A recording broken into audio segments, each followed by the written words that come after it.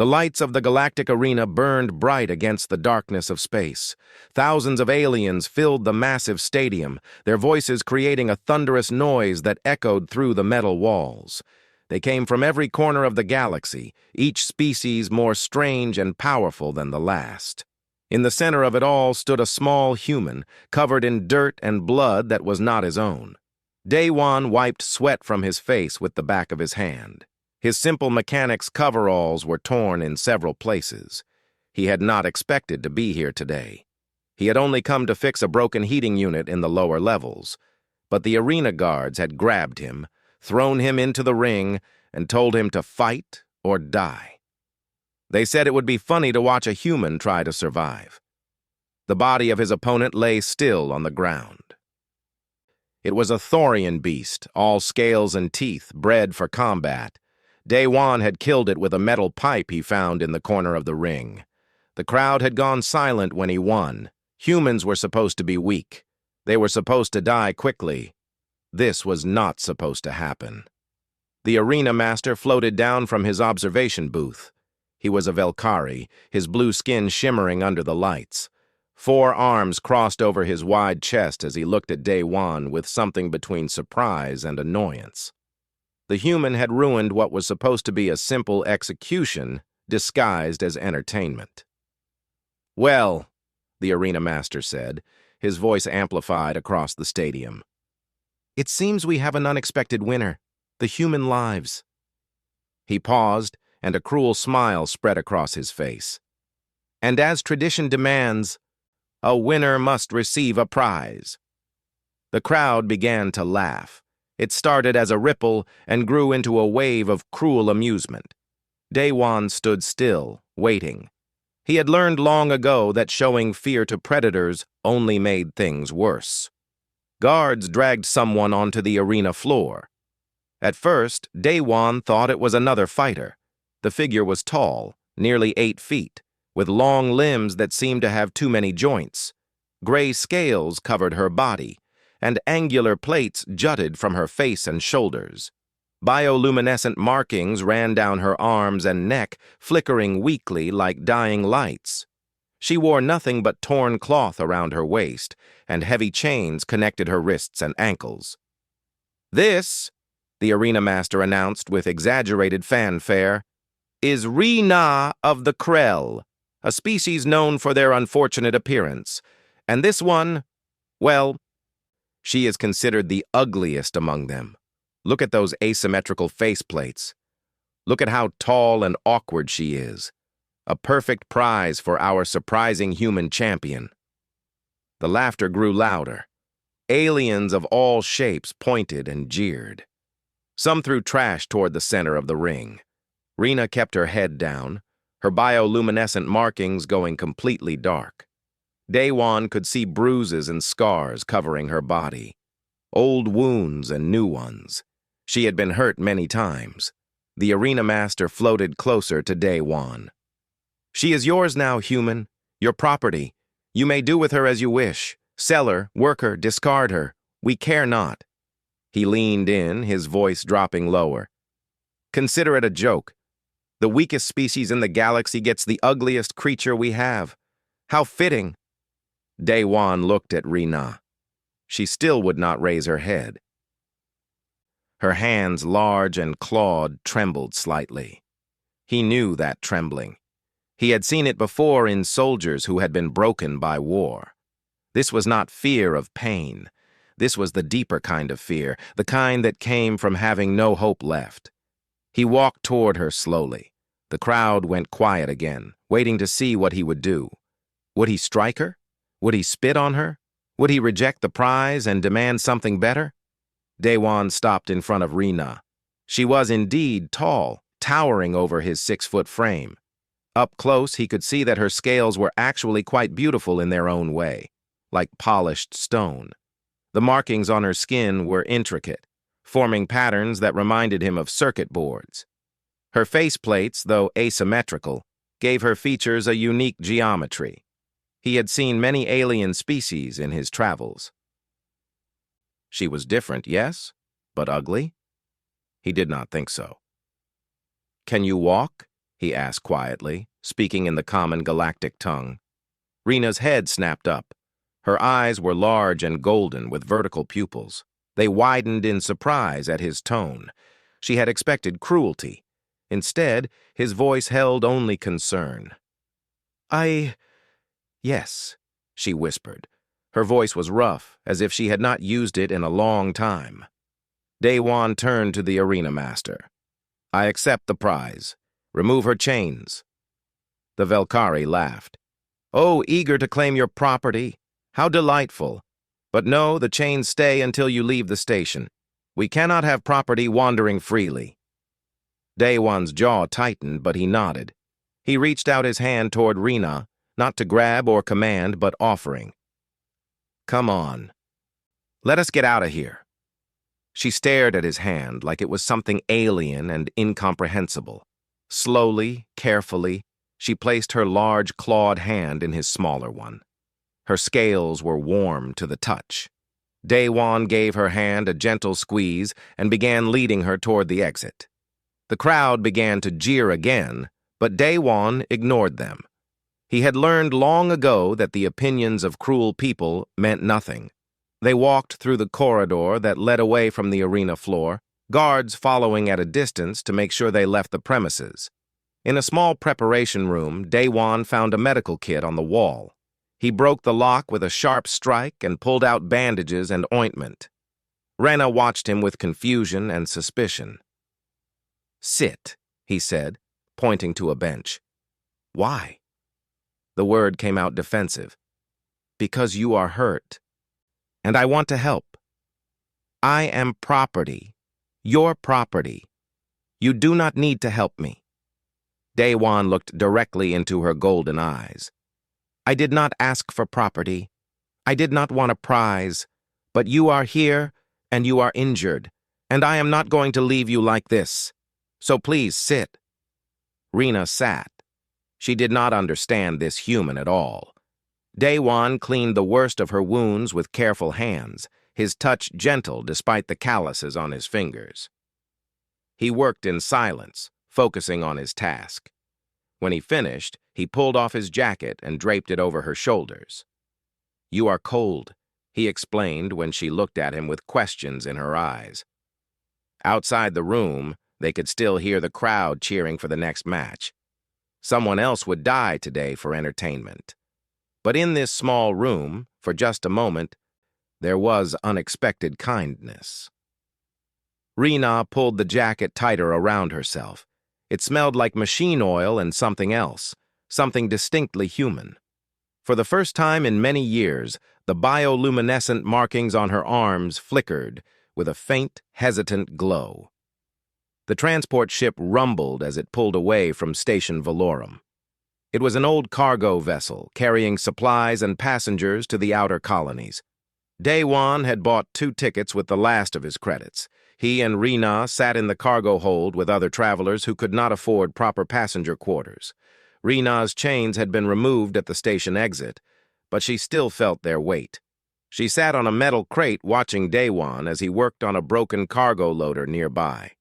The machine had stopped functioning, and the crew had left it for repairs at the next port. Daewon had asked if he could look at it, promising to fix it for a small fee. His hands moved over the machinery with practiced ease. He did not hesitate or pause to think. He simply knew where each piece went, how each system connected. Rena had been a scientist before her enslavement, and she recognized expertise when she saw it. This was not the skill of a simple mechanic. This was something more. How long have you worked with machines? She asked. Her voice still felt strange in her throat after so many years of forced silence. Long time, Daewon replied without looking up. Since I was young. You are very skilled. I am adequate. Rena tilted her head, studying him. Adequate was not the right word. She had seen mechanics before. They fumbled and cursed and took hours to fix simple problems. Daewon had been working for less than 20 minutes, and the loader was already humming back to life. A Thorian passenger walked past them, deliberately bumping into Rena with his shoulder. Ugly thing, he muttered. "Should not be allowed with civilized beings." Rena lowered her head, her markings going dark. She was used to this. But Daewon stood up immediately, stepping between her and the Thorian. "Apologize," Daewon said. His voice was calm, but something in it made the Thorian stop. "Why should I apologize to property?" "She is not property. She is a person. Apologize." The Thorian was larger than Daewon, covered in natural armor and muscle. He leaned down, bringing his face close to the human's. "And if I refuse, little human? What will you do?" Daewon's hand moved so fast that Rena almost missed it. One moment the Thorian was standing. The next moment he was on the ground, gasping for air. Daewon had struck him in the throat with 2 fingers, a precise hit that disrupted breathing without causing permanent damage. "You will apologize," Daewon repeated, his voice still calm. "Or I will ensure you cannot speak for a week." The Thorian scrambled away, coughing and wheezing. Other passengers stared in shock. Humans were supposed to be weak, slow, fragile. This human had just dropped a Thorian warrior in a single strike. Daewon returned to his work on the cargo loader as if nothing had happened. Rena watched him with new eyes. Who was this human? 3 days into the journey, pirates attacked the transport ship. It was a common occurrence in the outer regions. The pirates were Vraxian raiders, known for their brutality. They cut through the ship's hull with plasma torches and boarded through the cargo hold. Passengers screamed and ran. The ship's small security force tried to fight back but were quickly overwhelmed. Rena pressed herself against a wall, her survival instincts telling her to be small and invisible. Pirates liked to take Krell as slaves. She could not be enslaved again. She would rather die. 5 pirates entered their section of the hold. They were armed with plasma rifles and combat blades.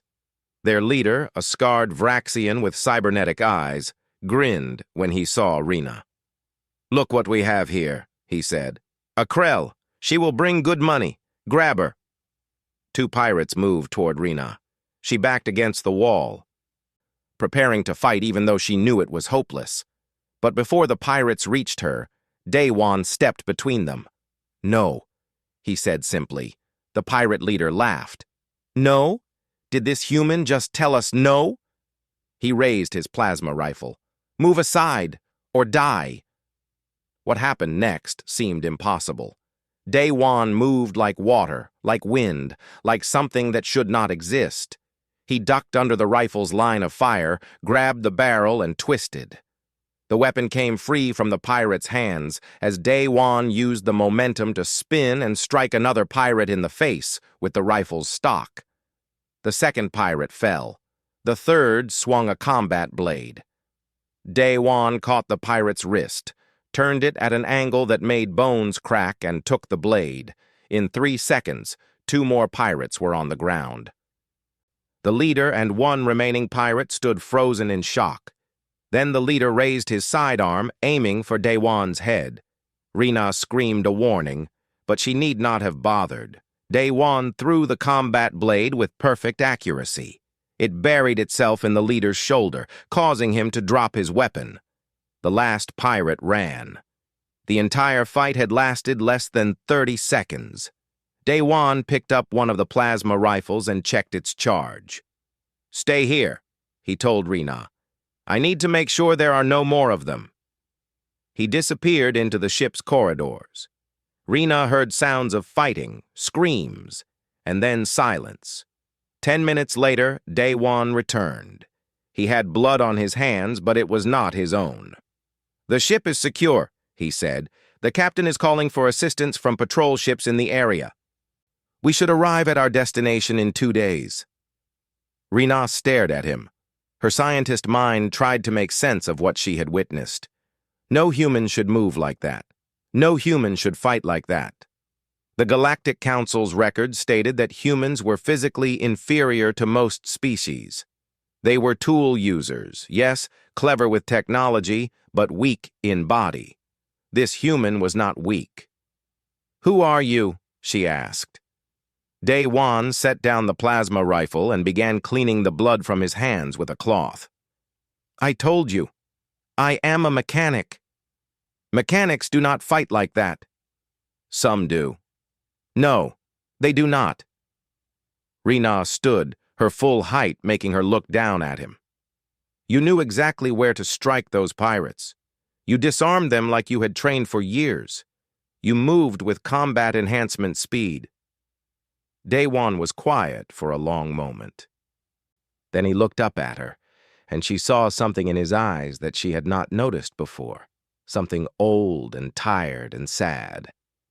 I was not always a mechanic, he admitted.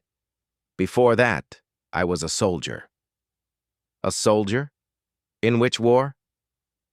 The War for Human Independence, 15 years ago. Rena's eyes widened. She knew of that war. Every species in the galaxy knew of it.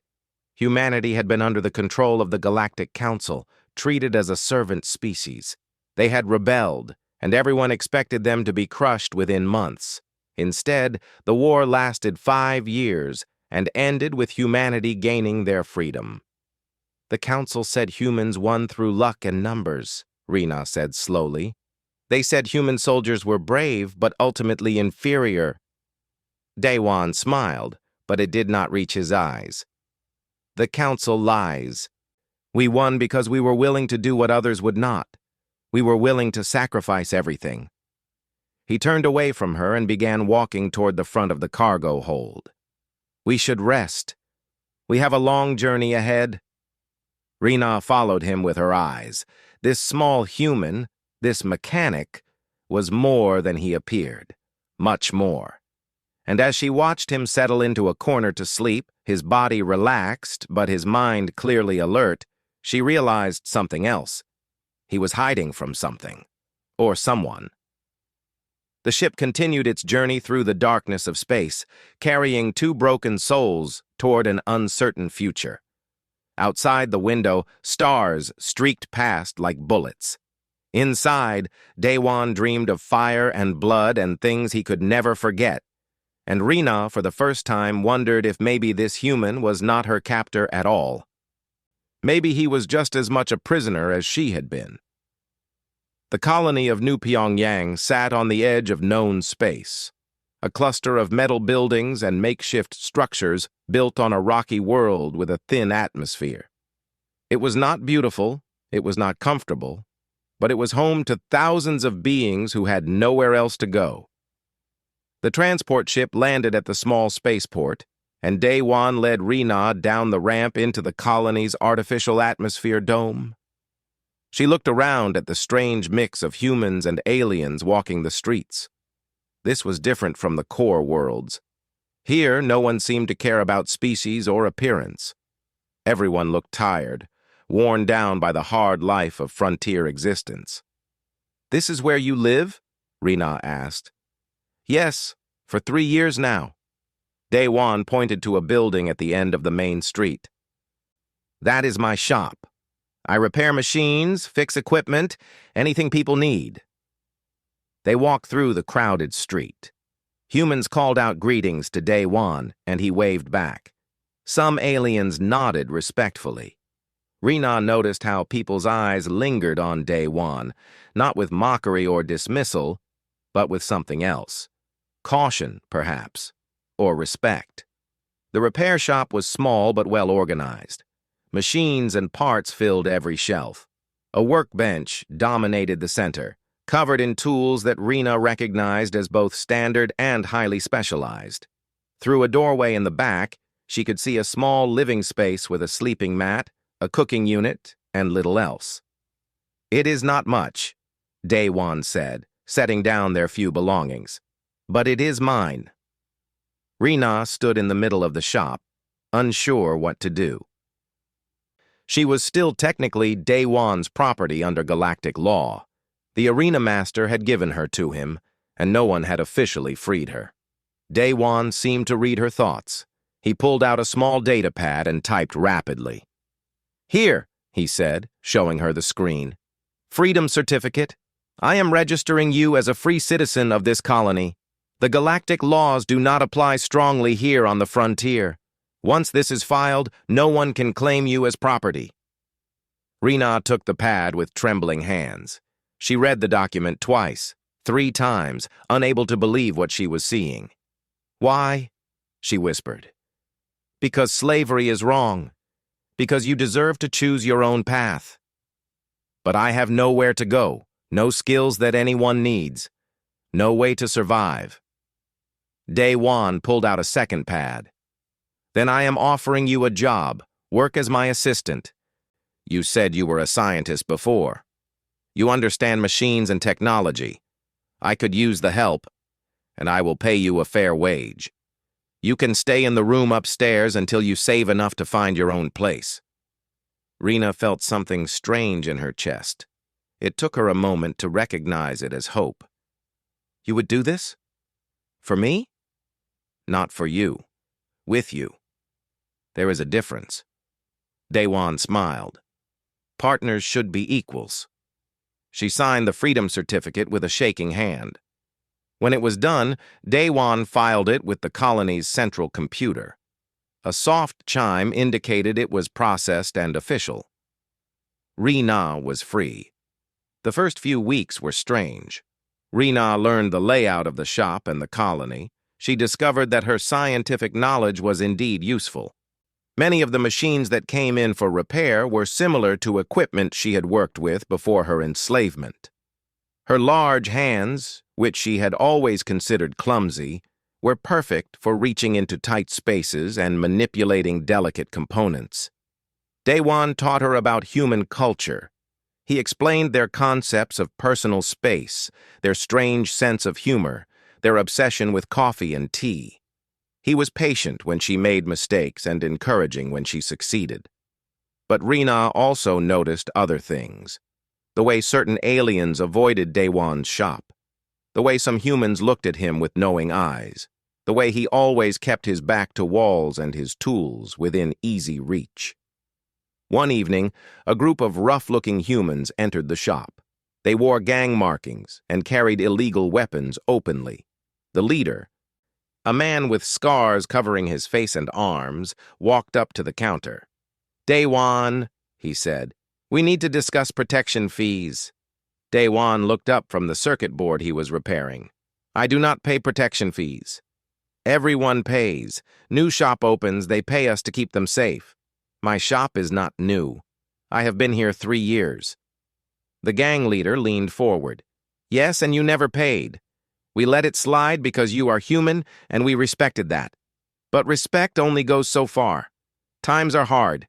Everyone needs to contribute. Day-Wan set down his tools carefully. I contribute to the colony through my work. I fix equipment for free when people cannot afford it. I help maintain the life support systems.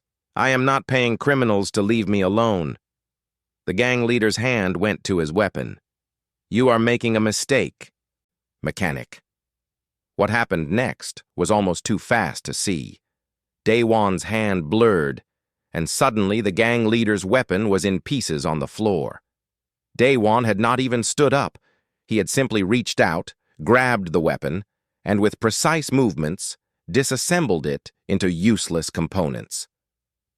I am not a mechanic, Day-Wan said quietly. I mean I am, but I am also other things. Things you do not want to discover. Leave my shop. Do not come back.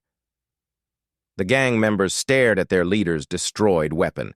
Then they looked at Day-Wan, really looked at him, and Rena saw fear bloom in their eyes. They backed out of the shop quickly, nearly stumbling over each other to leave. When they were gone, Rena spoke. They feared you. Not just respected you, feared you. Day-Wan sighed and returned to his circuit board. Some people know who I used to be. And who was that? Before Day-Wan could answer, another person entered the shop. This was an older human man, thin and bent with age. His name was Hyun-Woo, and he ran the colony's medical clinic. He often came to the shop for equipment repairs. I see the gang found you, Hyun-Woo said. They will not return. Word will spread quickly. I did not want trouble, Daewon said. Trouble finds you regardless. Hyunwoo turned to Rina. Has he told you yet? About what he really is? Hyunwoo, Daewon warned. She deserves to know. She works with you. She lives with you. The old man's eyes were kind but serious. That boy you are helping is not what he seems. He is dangerous, Rina. More dangerous than you can imagine. Rina looked between them. He has been nothing but kind to me. Yes, he has a good heart, but he also has blood on his hands, more blood than any one person should carry. Hyunwoo walked to the door, then paused. Be careful. His past will catch up to him eventually. It always does. That night, unable to sleep, Rina went downstairs and found Daewon still working. The shop was dark except for a single light over his workbench. He was examining something that made Rina's breath catch. It was military equipment, advanced human military technology, weapons components, armor plating, neural interface systems, things that civilians should not have. You are wondering why I have these, Daewon said without looking up. Yes, I keep them as reminders of what I was, what I did. He finally looked at her, and in his eyes she saw the same pain she carried inside herself. I was not just a soldier, Rina. I was something much worse. And someday people will come looking for me. When they do, I do not know if I can protect you. Rina walked closer. She placed her large hand on his shoulder, feeling him tense and then relax. Then we will face them together. You gave me freedom. You gave me a purpose. I will not abandon you when trouble comes. Daewon smiled, but it was sad. You do not know what is coming. No, but I know who you are now, and that is enough. Outside the shop, the colony's artificial sun began to rise, casting orange light across the buildings. Somewhere in the distance, ships landed and departed, carrying travelers to unknown destinations. And in a small repair shop on the edge of civilization, two broken people found something neither had expected. They found someone who understood. The ship descended through New Pyongyang's atmosphere like a predator hunting prey. It was sleek and black, marked with the symbols of professional bounty hunters. Rina watched it land from the shop window, a cold feeling spreading through her chest. Daewon, she called. A bounty hunter ship just landed. Daewon emerged from the back room, wiping his hands on a cloth. He looked at the ship, and his face went still. How many crew? The ship looks large enough for 8 or 10. Probably 12. He set down the cloth carefully. They always bring extra for difficult targets. Do you think they are here for you? Only one way to find out. But Daewon's hand drifted to a tool on his belt, one that Rina had learned was actually a disguised weapon. He was preparing. Within an hour, word spread through the colony. The bounty hunters were asking questions. They were looking for someone, a human, a man who fit Daewon's description, though they used a different name. They called him the Ghost of Terra. Rina had heard that name before, whispered in the dark corners of the galaxy. The Ghost of Terra was a legend from the Human Independence War. A soldier who had done impossible things, a man who had killed thousands, a warrior who had destroyed the Galactic Council's command fleet in a single night and then vanished like smoke. She had not believed the stories were real. No one person could do such things. But now, watching Daewon prepare defenses around the shop with calm efficiency, she began to understand. The legends were real, and the ghost was standing in front of her. How long have you known? Daewon asked, without looking at her. I suspected, since the pirate attack, but I was not certain until now. Rina helped him move equipment, following his instructions. Why did you never tell me? Because that man is not who I am anymore. I left him behind. But he is still part of you. Yes, the worst part. Daewon checked a panel in the wall, revealing hidden weapons and tools. I killed many people in the war, Rena, not just soldiers. Civilians died because of my missions. Children died, and I can never take that back. Rena touched his arm. You were fighting for your people's freedom. Freedom earned through blood is still paid with blood. I see their faces every night when I close my eyes. He closed the panel and turned to face her. The bounty hunters will come here. When they do, I need you to run. Get to Hyunwoo's clinic. He will hide you. I am not leaving you. Rena, please, I cannot protect you and fight them at the same time. Then I will fight with you. She stood to her full height, her bioluminescent markings glowing bright. You gave me my life back. I will not run while you face danger alone. Before Daewon could argue, the door to the shop burst open. 5 bounty hunters stormed in, weapons raised. They were Vraxians, heavily armed and armored. Their leader was massive, covered in scars and cybernetic enhancements. His eyes locked onto Daewon. You are the one they call the Ghost, the leader said. His name was Thekmor, and he was famous throughout the galaxy for never failing a hunt. I am Daewon, a mechanic. You have the wrong person. Thekmor laughed. We traced your genetic signature from the arena station. We compared your movement patterns to archived military footage. We know exactly who you are. He held up a holographic projector, showing an image of a younger Daewon in military uniform. The Ghost of Terra, wanted by 12 different systems for war crimes. The bounty on your head could buy a small planet. Daewon sighed. I suppose there is no point in denying it then. No. Come peacefully, and we will not harm the Krell. And if I do not come peacefully, then we take you by force. The bounty is the same either way. Daewon looked at Rena. She saw apology in his eyes, but also determination. Get behind the counter. Stay low. Then everything exploded into violence. Daewon moved first, his hand blurring as he threw something small and round. It hit the floor between the bounty hunters and released a burst of electromagnetic energy. Their weapons sparked and died. In the moment of confusion, Daewon vaulted over the counter and struck the nearest hunter in the throat. Thekmor roared and charged forward, drawing a massive combat blade. Daewon ducked under the swing and grabbed a heavy wrench from the workbench.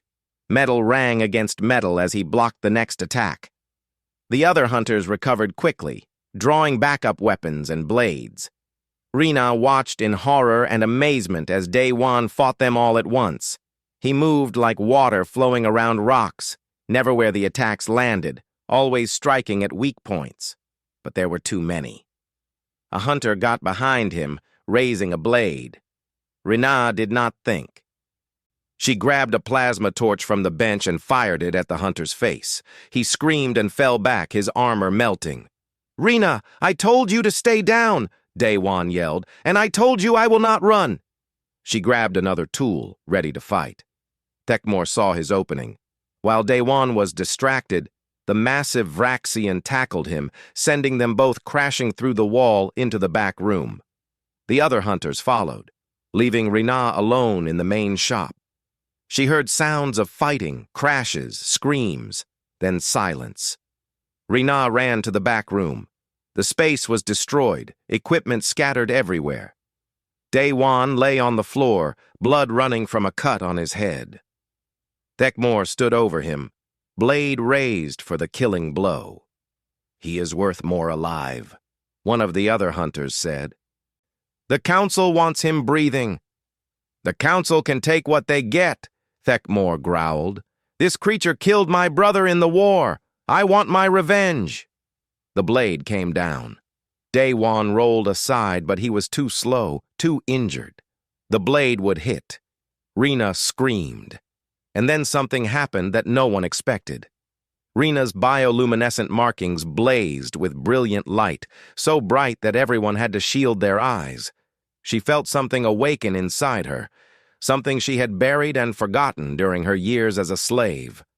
Her mind, Her brilliant scientific mind suddenly saw the world differently. She saw energy patterns, structural weaknesses, mathematical probabilities. In a fraction of a second, she calculated exactly where to strike. She grabbed a metal beam from the broken wall and swung it with all her strength. It hit Thekmor's blade at the perfect angle, shattering the weapon and sending the Vraxian flying backward. The other hunters stared at her in shock. Rena's markings pulsed with light, responding to her thoughts and emotions. She was not just a slave. She was not just an ugly creature to be discarded. She was Rhaina of the Krell, and her people had been scientists and warriors before the council broke them. Daywan pulled himself to his feet. "Everyone out!" he shouted. "This building is rigged with explosives. You have 10 seconds." It was a bluff, but the hunters did not know that. They ran, dragging their leader with them. Daywan grabbed Rena's hand, and together they fled through a back exit. They ran through the colony's streets as alarms sounded behind them. The bounty hunters would regroup. They would come again with more force. "The tunnels," Daywan gasped, still bleeding from his head wound. "We can hide in the maintenance tunnels." Rena supported his weight as they descended into the underground passages beneath the colony. Down here, in the darkness, they could hear the sounds of the hunt above them. "I am sorry," Daywan whispered. "I brought this upon you." Rena's markings provided soft light in the tunnel, enough to see by. She looked at the human who had given her freedom, who had treated her with kindness when the galaxy showed only cruelty. "No," she said firmly. "You gave me a reason to fight. For the first time in years, I remembered who I was. Whatever comes next, we face it together." Above them, Thekmor rallied his forces. The hunt was not over, but down in the tunnels, 2 warriors prepared for the next battle. One had been broken by war, the other had been broken by slavery. Together they would discover if broken things could become strong again. The maintenance tunnels beneath New Pyongyang were cold and dark. Water dripped from pipes overhead, and the air smelled of rust and old machinery. Rena led Daywan deeper into the passages, her glowing markings providing the only light. "Here," she said, finding a small alcove off the main tunnel. "We can rest." Daywan slumped against the wall, pressing a cloth to his head wound. The bleeding had slowed, but not stopped. His breathing was labored, and Rena could see pain in his eyes. "Let me look at that," she said, kneeling beside him. Her large hands were surprisingly gentle as she examined the injury. "You need proper medical attention. Cannot risk it. Thekmor will have people watching the clinic." Daywan winced as she cleaned the wound with water from a pipe. "I am sorry you are caught in this." "Stop apologizing. I chose to stay." Rena tore a strip from her clothing and wrapped it around his head as a makeshift bandage. "But I need to understand. The things they said about you, about the war, are they true?" Daywan was quiet for a long time. Above them, they could hear footsteps and voices as the bounty hunters searched the colony. Finally, he spoke. "Yes, they are true. All of it. Tell me, please. I need to know who I am fighting beside." Daywan leaned his head back against the wall, staring at the dark ceiling. The war began 20 years ago. Humanity had been serving the Galactic Council for a century. Treated as lesser beings, we cleaned their ships, fixed their machines, fought their small battles. We were useful, but never respected. "I remember reading about this in the archives," Rena said softly. "Before I was enslaved. Then you know how it started. A human colony refused to give up their children for council work programs. The council responded by bombing the colony. 5,000 people died. Half of them were children." Rena's markings flickered with sadness. She knew that story. Every species knew it. "Humanity united that day," Daywan continued. "Every colony, every ship, every human in the galaxy. We declared independence. The council laughed. They said we would be crushed within months. We were physically weaker than most species. We had no major weapons. We had nothing but anger and determination. But you won. We won because we were willing to do things the Council never expected. They fought with honor and rules. We fought with desperation and creativity. We turned our weaknesses into strengths. Day-Wan touched his chest. The Council said we were fragile. We made ourselves stronger, enhanced our bodies with cybernetics and genetic modifications. We became weapons. He pulled aside his shirt, revealing his torso. Rena gasped. Beneath his skin, she could see the faint outline of subdermal armor plating. Scars covered his body, and she noticed ports for neural interfaces hidden along his spine. I volunteered for the enhancement program, Day-Wan said. I was 18 years old. They took me apart and put me back together, made me faster, stronger, harder to kill. I became part of the Ghost program, 12 of us, trained to do impossible missions behind enemy lines. What happened to the others? Dead. All of them. I am the only one left. Pain filled his voice. We destroyed military bases, assassinated commanders, sabotaged supply lines. We were very good at it. Too good. The Council became afraid of us. Rena sat beside him, listening intently. Her scientific mind cataloged what he was telling her. The enhancements would explain his speed and strength. The training would explain his combat skills. The final mission, Day-Wan continued, his voice barely above a whisper. The Council's command fleet was gathering to launch a final attack on Earth. If they succeeded, humanity would be extinct. Command told us to stop them by any means necessary.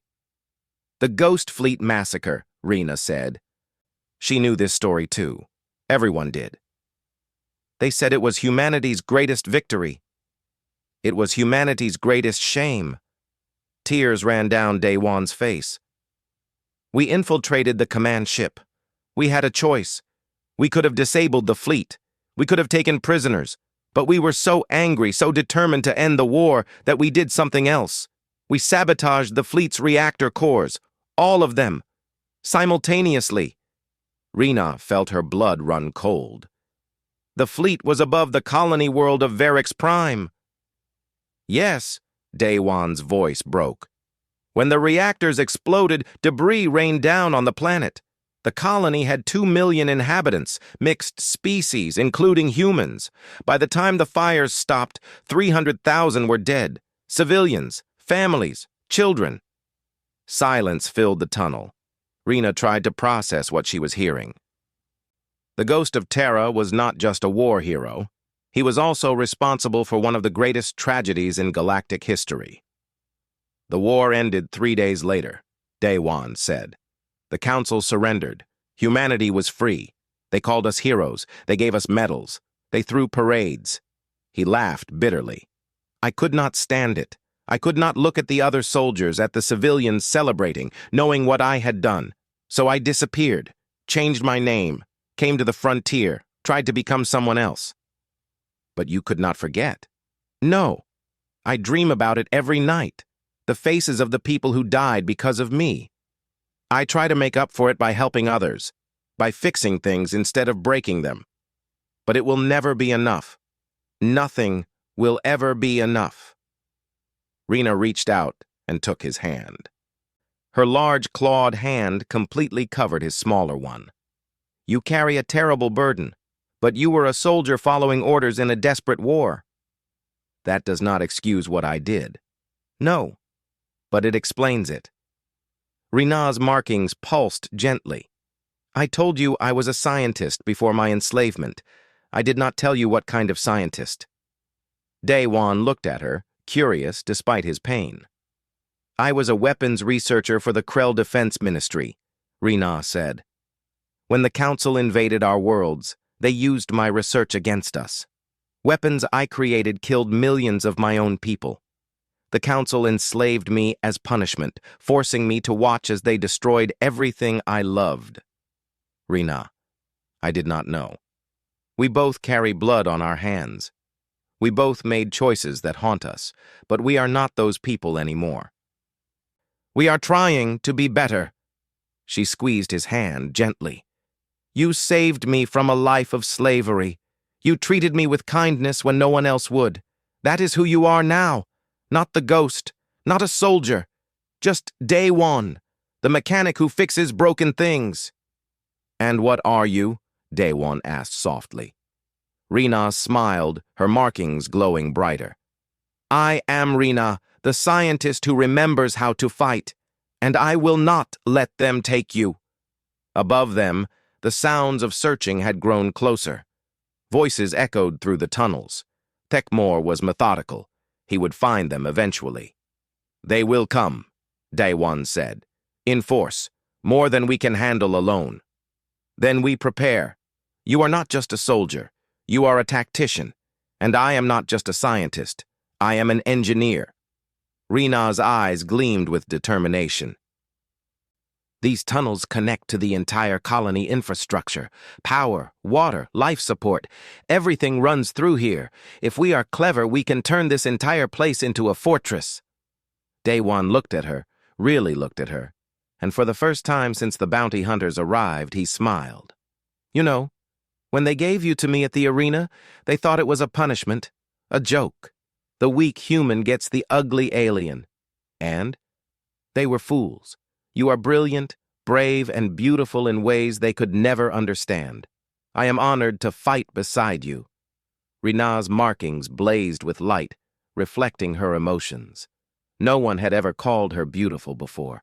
No one had ever valued her mind and her strength together. Then let us show them what two broken creatures can do when they refuse to stay down, she said.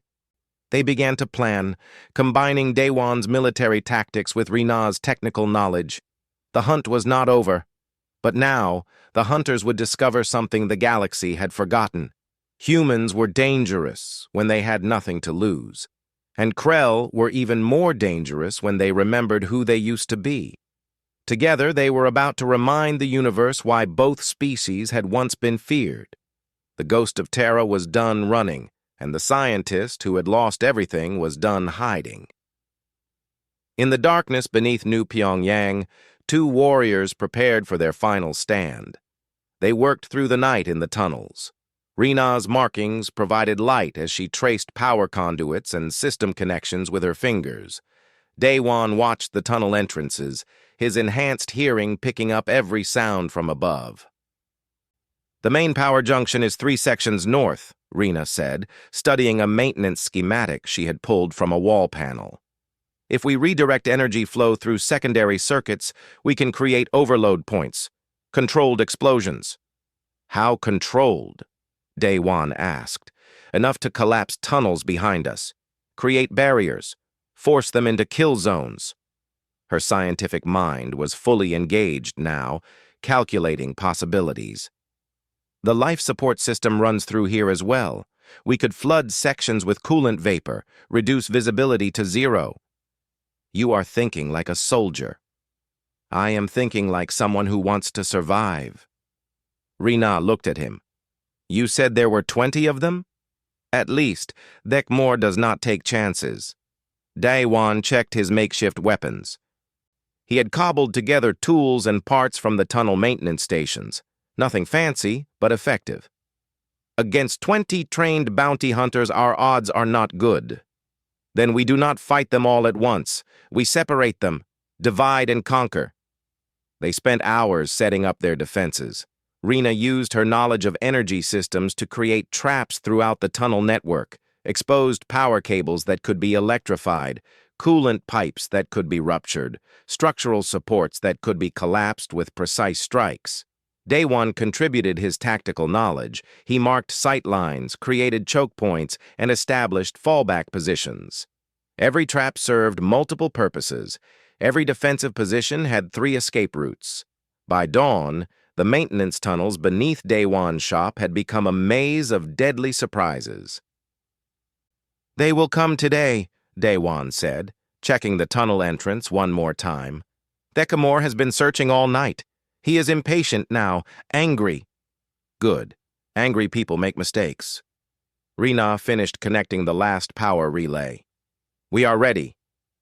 They did not have to wait long. Around mid-morning, they heard boots in the tunnel above them. Many boots. Thekmor had brought his entire crew. "Ghost of Terra!" the Vraxian's voice boomed through the passages. "You cannot hide forever. Come out and face justice." Day-Wan and Rena retreated deeper into their prepared territory. They moved silently, communicating with hand signals. Years of enslavement had taught Rena to move without sound. Years of military service had taught Day-Wan the same. The bounty hunters entered the tunnels in force, 20 armed and armored warriors. Equipped with thermal scanners and motion detectors, they moved in formation, professional and deadly. They walked straight into the first trap. Rena triggered the power relay. Electricity arced across exposed cables, creating a web of deadly energy. 3 hunters fell, their armor conducting the current. The others scrambled back, but they were now divided into 2 groups by the electrical barrier. Day-Wan moved like a shadow.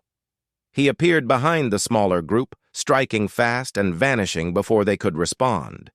2 more hunters fell, unconscious or dead. The survivors opened fire, but he was already gone, melted back into the darkness. "Split up," Thekmor ordered. "Teams of 4, cover all passages."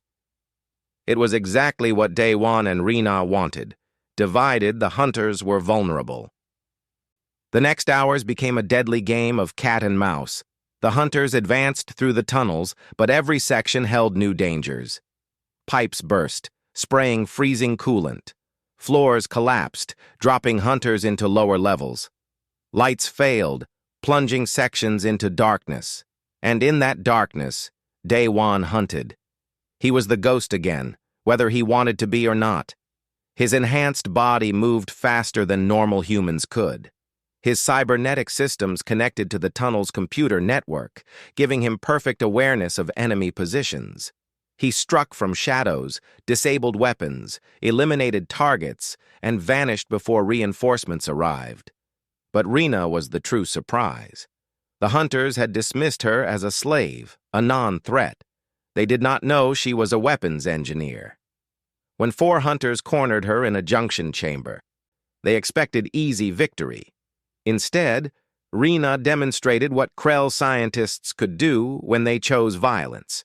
Her markings blazed bright, providing light and distraction. She threw a device she had built from spare parts. It released a pulse that disrupted their armor's systems. Half blind and vulnerable, the hunters fell to her precise strikes. Her people had evolved from ambush predators. Her claws, usually hidden, extended and became deadly weapons. She left them alive but badly injured. "Did you know she could do that?" one of Thekmor's lieutenants asked over their communication channel. "No," Thekmor growled, "but it changes nothing. We have numbers, we have weapons. We will win." But as the battle continued, doubt began to creep into the hunters' minds. They had lost half their force. The tunnels seemed endless.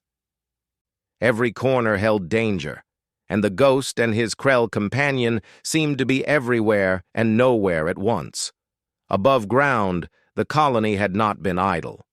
Hyunwoo had organized the civilians. They blocked tunnel entrances, cutting off the hunters' escape routes. Other colonists, grateful for Day-Wan's years of help, brought supplies and weapons down through maintenance shafts. A human woman named Ji-Hai, who ran the colony's communications center, lowered a basket containing ammunition and medical supplies. "For the mechanic," she said simply. "He fixed my daughter's breathing unit for free. We do not forget." More colonists came.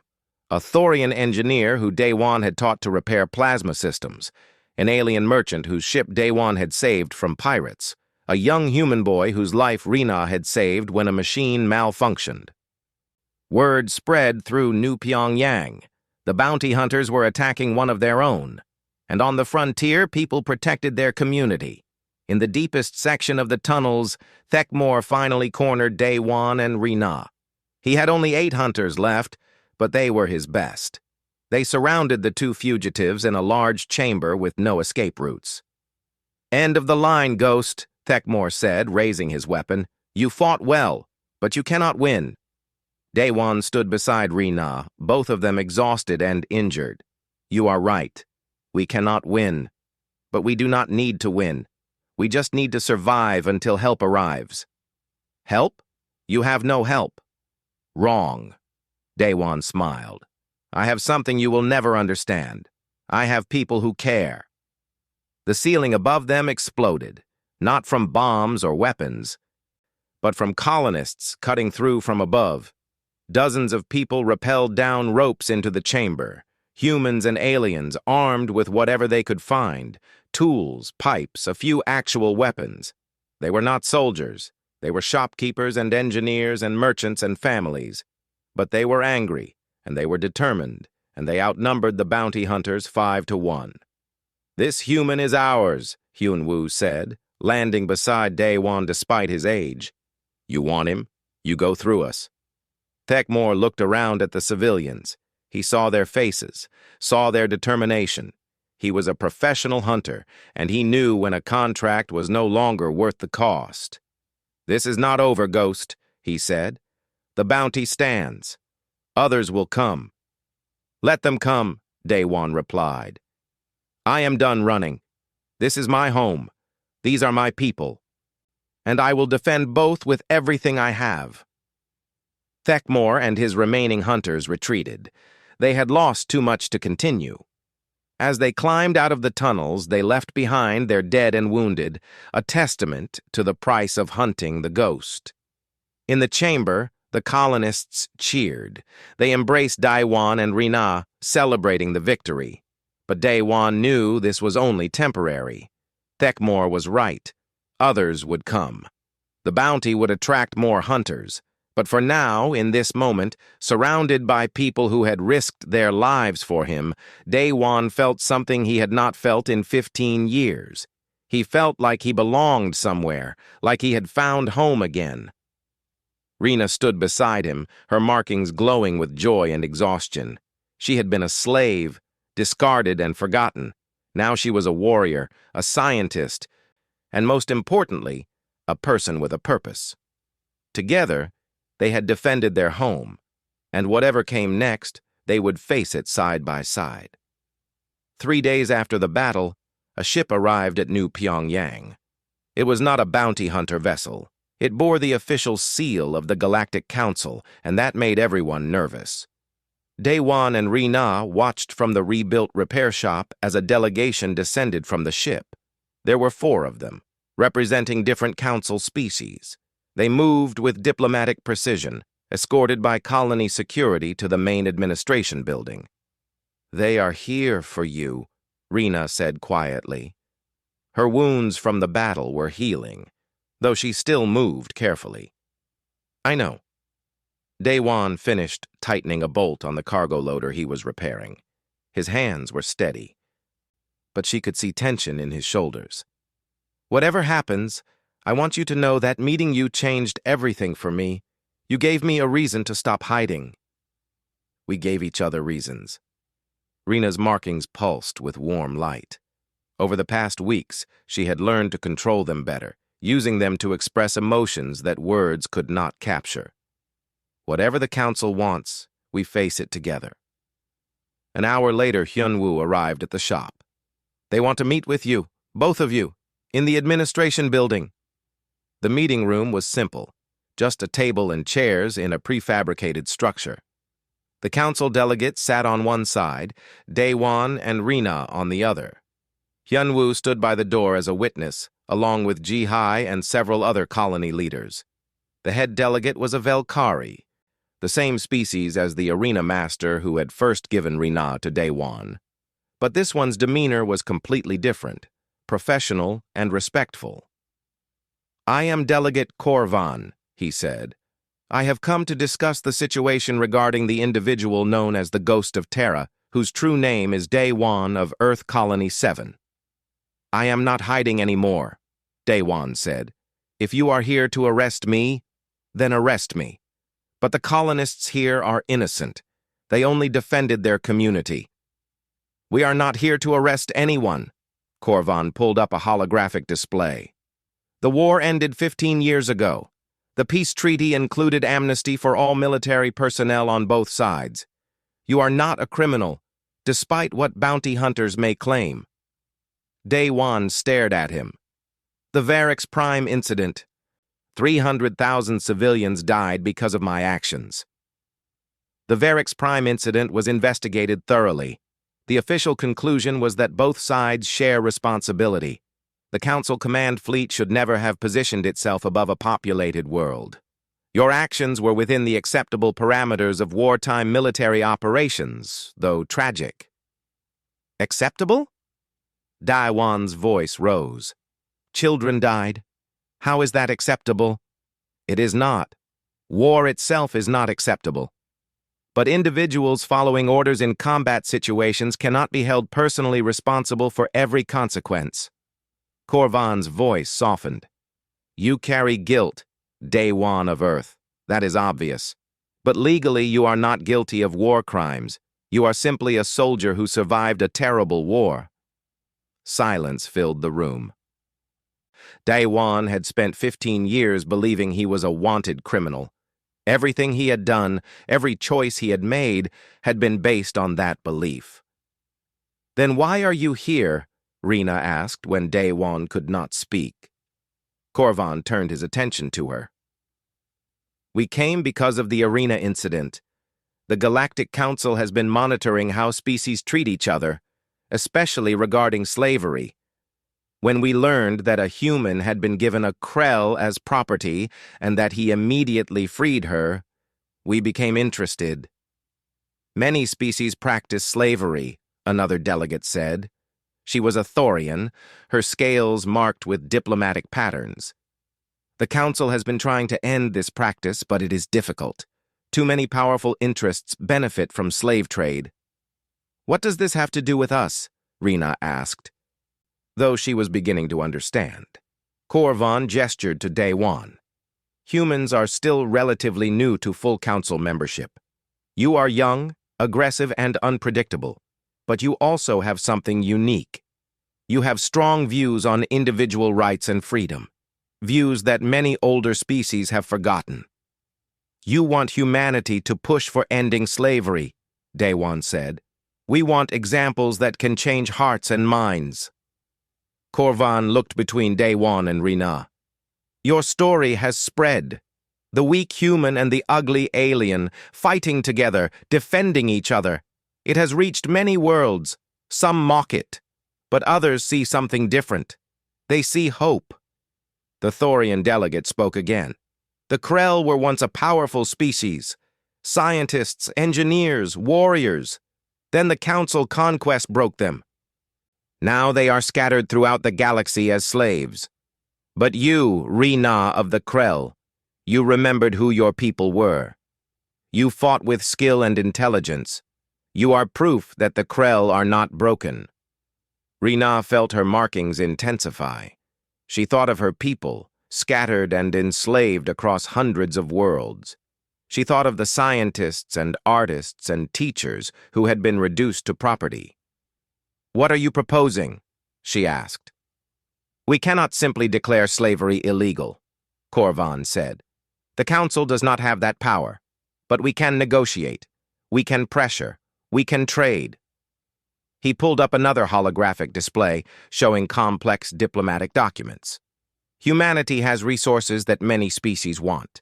Technology, minerals, agricultural products. If humanity made it clear that they would only trade with species that release their Krell slaves, many would comply. You want us to use economic pressure to free the Krell, Day One said. Yes. And it would start with you too. Day One, you have become famous again, whether you wanted it or not. The ghost of Terra. And Rena, you have become a symbol for your people. Together, you represent something powerful. A partnership based on mutual respect and equality. Day One looked at Rena. What do you think? Rena's mind raced. She thought of all the Krell who were still enslaved, who had forgotten their own strength. She thought of the human beside her, who had shown her kindness when the galaxy showed only cruelty. She thought of what they could accomplish together. "I think we should do it," she said, "but on our terms. We are not puppets for the Council. We are partners who choose to help others." "Agreed," Daewon said. Then he looked at Korvan. "We will help, but we have conditions. First, the freedom process must be real. No tricks, no loopholes. Second, freed Krell must be given resources to restart their lives, education, jobs, homes. Third, New Pyongyang becomes a sanctuary colony. Any freed Krell who wants to come here can come here. And fourth, Rena added, her voice strong, Daewon and I remain here. We do not travel to fancy council chambers. We do not pose for propaganda.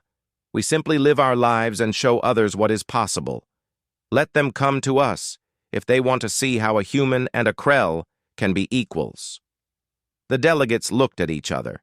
This was not the agreement they had expected, but it was better, more genuine, more powerful. "We accept your terms," Korvan said. "The emancipation process will begin immediately. We estimate it will take 3 years to free all Krell slaves, but we will start." "We will hold you to that," Daewon said. The meeting ended. The delegates returned to their ship and departed, carrying with them a new agreement that would change the galaxy. In the weeks that followed, news spread across known space. The ghost of Terra had emerged from hiding, not as a warrior but as a mechanic. The Krell scientist who had been discarded as ugly had rediscovered her strength. Together, they had defended their home and negotiated freedom for an entire species. Other colonists began arriving at New Pyongyang, humans from distant colonies drawn by stories of Daewon's stand. Freed Krell, finally released from slavery, seeking a place where they could rebuild their culture. Other species, too, attracted by the idea of a community based on mutual respect rather than power hierarchies. The repair shop became a gathering place. Daewon taught others his skills, passing on knowledge freely. Rena established a small laboratory where she researched clean energy systems that could help frontier colonies. Together, they built something new. One evening, as the artificial sun set over New Pyongyang, Daewon and Rena stood outside their shop. The street was busy with people of all species, talking, laughing, living. "Do you ever regret it?" Daewon asked. "That day in the arena, when I became your owner, everything that happened after." Rena's markings glowed bright in the fading light. She had learned that they were not a defect or a sign of ugliness. They were a gift from her ancestors, a way to communicate emotions that transcended words. Right now, they shone with warmth and contentment, and something deeper that neither of them had words for yet. Regret? No. She looked down at him, this small human who had changed her life. "That day, I was given to you as a joke. The ugliest alien for the weakest species. They thought it was punishment for us both. And instead, we found each other. We found a purpose. We found home." She placed her hand on his shoulder, and he covered it with his own smaller hand. "The galaxy judged us by our appearances and our pasts. They thought they knew what we were. But they were wrong. Yes, they were very wrong."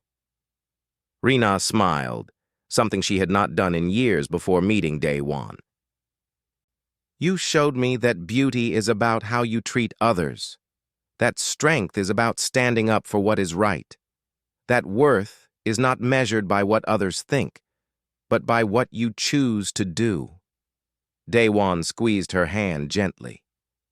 "You showed me that redemption is possible, that the past does not have to define the future, that broken things can heal if given care and time." They stood together in comfortable silence, watching their community thrive. More Krell arrived each week, reuniting with families they had not seen in decades. Humans continued to come too, drawn by the story of the mechanic who had stood up to an army. The bounty on Daewon's head remained. Other hunters would come eventually. There would be more battles, more struggles, but they would face those challenges together, surrounded by a community that valued them for who they had become rather than who they had been. The ghost of Terra was done running. The forgotten Krell scientist had found her voice again, and together they proved something important to a galaxy that had forgotten it, that two people, judged and discarded by a cruel universe, could become heroes simply by choosing to be kind, simply by refusing to give up, simply by standing together and saying to all who would listen, "We are more than what you see. We are more than what you think, and we will not be broken again." Above them, stars began to appear in the darkening sky. Each one represented a world, a possibility, a future yet to be written. And in a small repair shop on the edge of civilization, two unlikely partners began planning tomorrow together.